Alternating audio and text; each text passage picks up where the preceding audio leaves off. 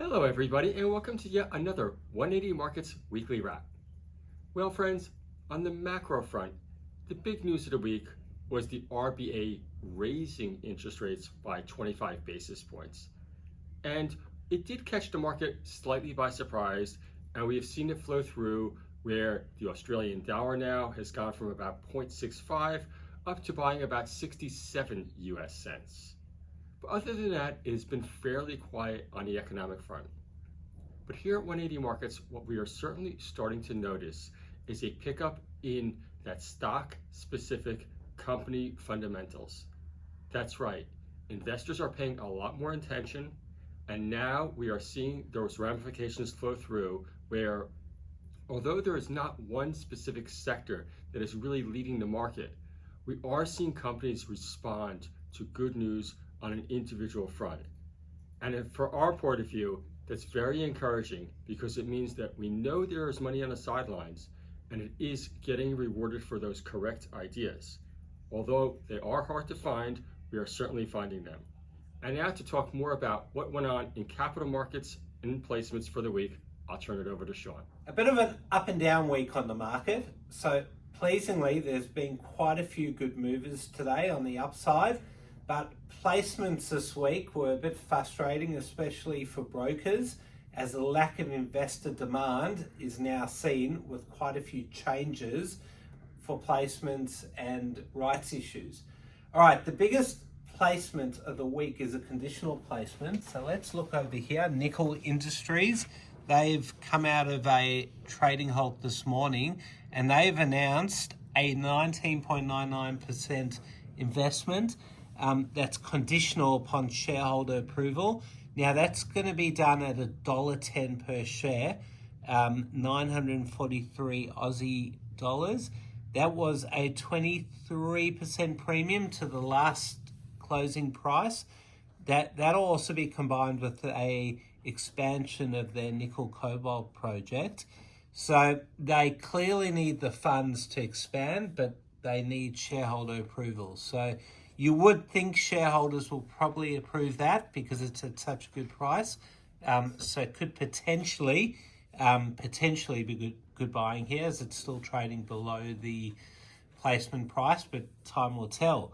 Now, EEL is doing an SPP. They're down quite a bit, and I think they're down because they originally went out trying to do a placement of 1.25 cents, but instead, I guess due to lack of investor demand, they've changed that into an SPP. The placement was not meant to come with options, but the SPP is. So, as we said earlier, quite a few companies are struggling to raise good money. On that, TG1, very similar. They only raised $900,000. So, they went out to the market to raise, I think, $1.5 million. But, clearly they did not hit that target, and the market has punished them. Triple F, the same thing, $300,000 placement. You don't see that a lot, and the market is not happy. They went out to only raise $400,000. Clearly they had not much interest and only raised $300,000. This one has been a terrible performer since listing. I think it listed at 20 cents about 3 years ago. Went up initially, but went as high as 35 cents and now trading at new lows of 1.8 cents. So, the market was not happy. Now, another one similar, CL8, Carly Holdings, they went out to raise 1.25 with the ability to take another 1.5, but they only raised 1.6 million. Now, somehow they've written here that the placement was oversubscribed, so either they bullshitting or they just cut back investors. So I guess only investors who took that placement would know if they got their full allocation or not. All right, so other noticeable raises, ADS, that was fully underwritten by Canaccord at 0.4 cents a share. So placement and rights issues still trading 0.4 offer. BKT, that was very popular here. They're still in a trading halt. I think they were raising at 11.5 cents. So a bit of a discount there, but they have, I think they will be resuming trading on Monday. ZIP and then RFX were the others this week. All right, movers this week. As we said before, today there are quite a few, which is great to see. So let's start off with MQR.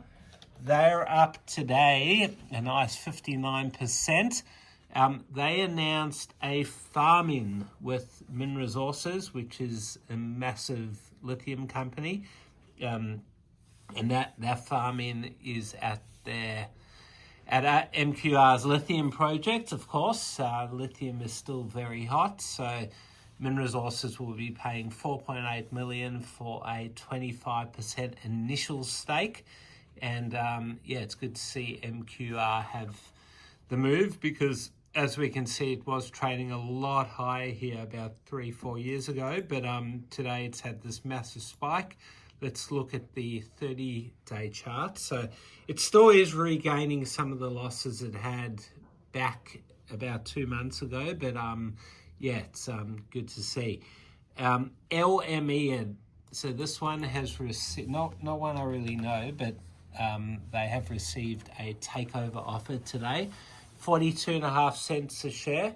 It looks more like a merger, but I don't think anyone will complain. So that's the 30-day chart. Let's look over the last 2 years. Also, they have fallen a lot, and the takeover, I guess, will help recoup anyone's losses that bought about a year ago around here, because it has been a disappointing performer. So, good to see. VSR, we mention this one every week. It's up 11.25 now, which is just crazy considering where it started its run. And we have gone over this quite a few times, but it just doesn't stop. Surely soon, quite a bit of selling should come, but you just never know. It's little brother, as I keep calling it. WSI is following it up today, but it did have a fall during the week. REZ, now this one ran very hard at the start of the week. If we look at the 1 year chart, they have performed pretty badly, but then, as we keep saying, regained all the losses.